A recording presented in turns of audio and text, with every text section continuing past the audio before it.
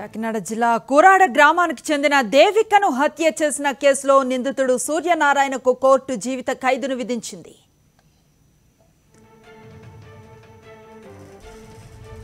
CM Jagan ఆదేశాలతో విచారించినటువంటి న్యాయస్థానం కాకినాడ జిల్లా కోరాడ గ్రామానికి చెందిన దేవికను హత్య చేసిన కేసులో నిందితుడు సూర్యనారాయణకు కోర్టు జీవిత ఖైదును విధించింది. 138 రోజుల్లో విచారణను పోలీసులు పూర్తి చేసిన పరిస్థితి. పూర్తి సమాచారం మా కరెస్పాండెంట్ రాజు అందిస్తారు.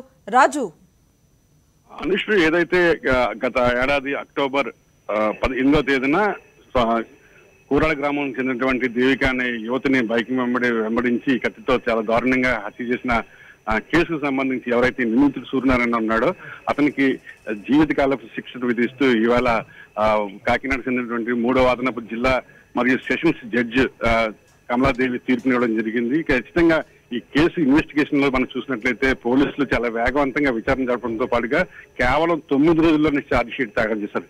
ప్రధానంగా ఈ కేసు ఏదైతే హత్య జరిగిన వెంటనే సీఎం వైఎస్ జగన్మోహన్ రెడ్డి తీవ్ర దిగ్బాంధన వ్యక్తం చేశారు. ఆ కుటుంబానికి సానుభూతి వ్యక్తం చేయడంతో పాటుగా 10 లక్షల రూపాయల ఆర్థిక సహాయం చేశారు. మరి ముఖ్యంగా పోలీసులు కూడా ఈ కేసు వేగవంతంగా విచారణ జరిపి నిందితుడికి వెంటనే శిక్షణ పడేలాగా చర్యలు తీసుకోవాలని చెప్పి ఆదేశించడంతో జిల్లా ఎస్పీ రవీంద్రనాథ్ బాబు ఆదేశాల మేరకు ఈ కేసు నమోదు చేసినటువంటి పెద్దపూడి పోలీసులు వేగవంతంగా అంటే దాదాపు 138 రోజుల్లోనే కేసు విచారణ పూర్తి చేశారు. 9 రోజుల్లో ఛార్జ్ షీట్ దాఖలు చేయడంతో వేగవంతంగా అంటే మొత్తమే చూసినట్టు మనం ఈ దిశా చట్టం స్ఫూర్తితోనే పోలీసులు ఈ విధంగా ముఖ్యంగా ఈ కేసును విచారణలో ముందుకు వెళ్ళడం జరిగింది.